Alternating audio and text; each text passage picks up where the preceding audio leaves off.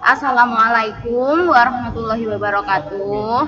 Let me introduce myself first. My name is Miftaul Jannah, and here I'm with my friends Dara Esa Alvina Azizah, and then we with Melaniawati, and then Saskila Surya Wijaya. Here I want to present our material. It is about ethnography research. The first, it is about the definition of ethnographic research. It is type of qualitative research that involve immersing yourself in particular community or organization to observe their behavior in interaction. The word ethnography also refers to written report of the research that ethnographer produce afterwards. In Indonesia, it means that jenis penelitian kualitatif yang memberikan peneliti dalam komunitas atau organisasi tertentu mengamati perilaku manusia, dan kata etnografi sendiri juga mengacu pada laporan tertulis dari penelitian yang kami hasilkan dari etnografer setelahnya. The next, it is about the purpose of ethnographic research. There are three purposes of ethnographic research. The first is the main purpose of ethnographic research is to obtain a deep understanding of people and their culture. The second, it is one distinguishing feature is fieldwork. The third is, in ethnographic research, the context is what defines the situation and make it what it is.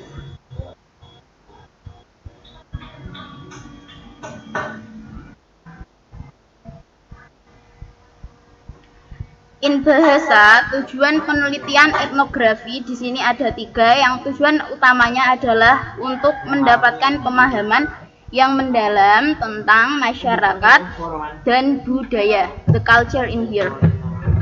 And then, in bahasa adalah sebagai salah satu fitur atau unsur yang membedakan antara kerja di lapangan.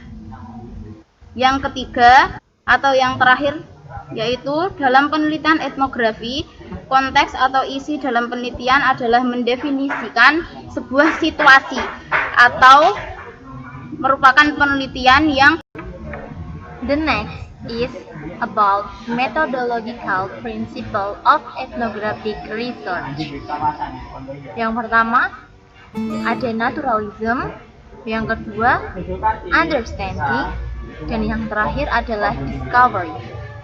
I will explain naturalism first. Naturalism, that the aim of social research is to capture the character of naturally occurring human behavior. In bahasa, tujuan penelitian sosial adalah untuk menangkap ciri-ciri perilaku manusia yang terjadi secara alamiah. Next is understanding. We can understand the situation of the base human background, and we not misunderstand anything to happen in the research. In bahasa, kami dapat memahami atau kita dapat memahami situasi latar belakang manusia pada dasarnya, dan kami tidak salah memahami apapun yang terjadi dalam penelitian. The last is discovery. Discovery research is based on inductive or discovery based. Artinya, penelitian didasarkan pada induktif atau penemuan. The next is data collection in ethnography research. So data collection has three. The first is interview, the second is observation, and the third is document. I will explain interview first. Interview has definition. An ethnographic interview is a qualitative research method that immersive observation with one-on-one discussion in order to arrive at the most authentic research. In this research design, the ethnographer converses with engage in different activities related to the research context. In bahasa, wawancara etnografi adalah metode penelitian kualitatif yang menggabungkan observasi mendalam dengan diskusi empat mata untuk mendapatkan hasil penelitian yang autentik. Dalam desain penelitian ini, etnografer bercakap-cakap dengan anggota kelompok penelitian karena mereka terlibat dalam berbagai aktivitas yang berkaitan. The second is observation. Observation has a definition.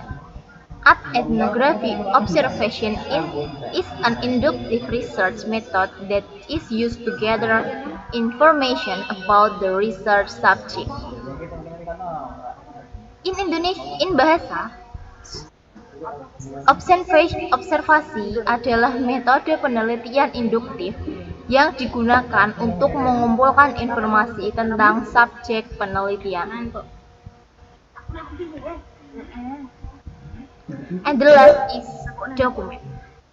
Document has a definition is a qualitative pendekatan kualitatif untuk penelitian etnografi, di mana peneliti menganalisis penelitian yang ada, dokumen dan sumber informasi lain tentang kelompok untuk menemukan informasi yang relevan. Assalamualaikum warahmatullahi wabarakatuh. Let me introduce myself. My name is Saskila Syarawijaya. I will explain the next is characteristic of ethnographic research. The first is organic. There is interaction between question or hypothesis and data collection or interpretation. Di sini maksudnya ada interaksi antar pertanyaan atau hipotesis dan pengumpulan atau interpretasi data. And the second is contextual. The research is carried in the context in which the subject normally live and work. Yaitu penelitian dilakukan dalam konteks di mana subjek biasanya tinggal dan bekerja. And the third is unobtrusive. The research avoid manipulating the phenomena under investigation. Maksudnya is interpretative. The researcher carries out interpretative analysis of the data. Maksudnya peneliti melakukan analisis interpretatif terhadap data. And the last is the research is relatively long, yaitu maksudnya peneliti melakukan analisis interpretatif terhadap data. And the next will explain by Esafina Aziza. The next is advantage of ethnography research. Number one is one of the most valuable aspect is the depth of understanding. Maksudnya adalah salah satu aspek yang paling berharga adalah kedalaman pemahaman. Yang kedua adalah can challenge taken for granted assumption. Yang dimaksud adalah dapat menantang asumsi diambil begitu saja. And next, disadvantage of ethnographic research. Number one, there are three disadvantage. Number one is takes long time. Maksudnya adalah butuh waktu lama. Yang kedua, kok yang kedua sih? Baliklah. Next is disadvantage of ethnography research. There are three disadvantages. Number one is takes a long time. Maksudnya adalah membutuhkan waktu yang lama. Yang kedua, di sini yang dimaksud adalah mungkin sulit bagi beberapa orang untuk menulis temuan untuk membuat artikel. And terus penutupnya I think enough. I think enough. And sorry from our presenter. Pokoknya ini nih. I think enough for our group. Sorry if we have many mistakes. Wassalamualaikum warahmatullahi wabarakatuh. Good job. Oh sekarang ngedit iku. Sing apa ya lah?